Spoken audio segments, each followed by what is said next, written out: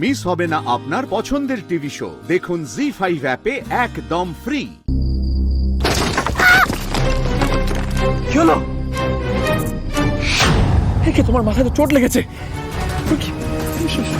সরে এসো, এদিকে সরে এসো। এই জায়গাটা সেফ না, সরে যাও। স্যার স্যার স্যার আপনি পা নাড়াবেন না পাটা। দাদা ভাই,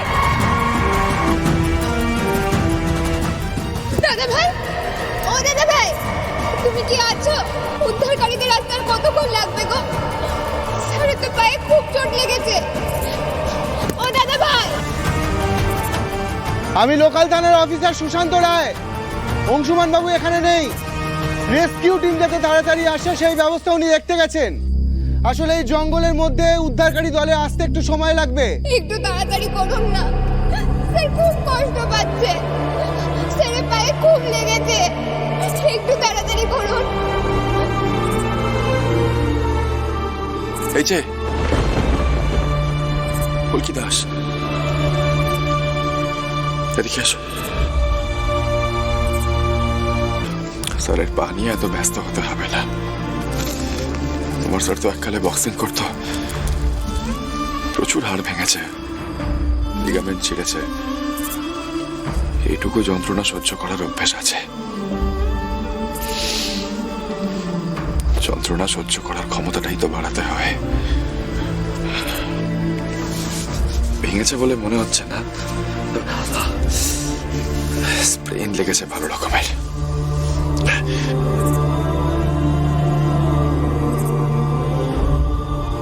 তোমার কপাল থেকে তো রক্ত গড়াচ্ছে। মা কালী, স্যার কত পাল্টে গেছে। ছাদ ভাঙার আগে কিভাবে আমার উপর চেঁচামেচি করছিল, এখন এই নিয়ে আর কিছু বলে লাভ নেই। ফুলকি দাস, স্যার যত্ন করছে, রক্ত মুছে দিচ্ছে,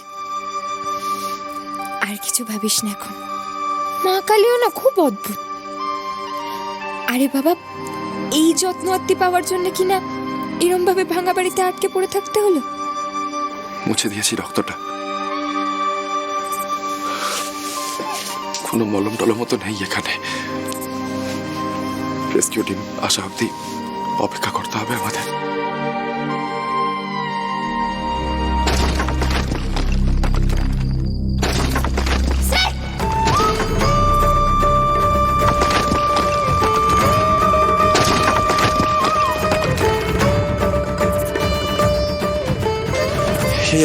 এখানে তো বসা যাবে না ফুলকি।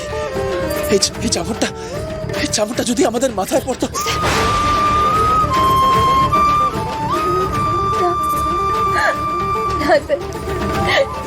এসব কথা আর বলবেন না।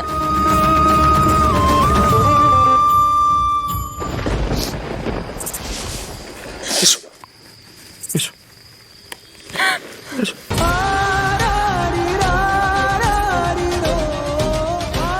ভয় নেই, কোনো ভয় নেই, কিচ্ছু হবে না, কিচ্ছু হবে না, কোনো ভয় নেই।